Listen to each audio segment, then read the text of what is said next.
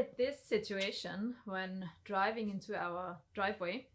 I noticed some weeks ago an exhaust odor inside the car. So now we're going to show you what the problem was. Hey everybody, and welcome to Not That Kind of a Channel. As Nadja already told you, we had some smell in the interior, and yeah, I will show you how you can fix this if you have the same problem. The problem is that between your turbo and your downpipe, there is a clamp, and this clamp has a screw, or better, it has a screw nut, and this one, oops, okay, only got one, and this screw gets loosened over time. So, and to access this one, as you can see here, here's the turbo, and this heat shield needs to be removed, and then we can get the clamp together, and so there will no exhaust gas come out. And yeah, that is how you solve the problem. So you need 13mm wrench and some 10mm socket, or 8mm socket for these bolts here. And then, okay, I have to say we have already done this, but I will show you how you can do this easily on your own. So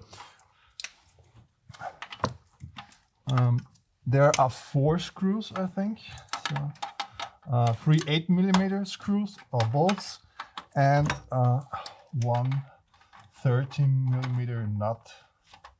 If you do this, be sure that the engine is a bit cooler, because when you drive around and you come home and you think you will do this, you shouldn't do this, because the turbo will be very hot. So here's this 13mm nut. Okay, so, and now in a second I can show you what the problem is. The problem here is, normally your heat shield on the inside should look like this, but if there is a leak, then it looks like this. So it's black, as you can see, which means that the exhaust gases get out here from this clamp. And here you can see the screw, or the nut in the back. And this one, I already did this. I nearly did a whole turn to get it together. And now everything is, everything fits in place, and there's no exhaust gas coming out from here. So this is the only trick you need to do to fix this problem if you have some exhaust smell or diesel smell in your car, if you don't have any leaks in your diesel pipeline or wherever. So yeah, that is how you can fix this problem.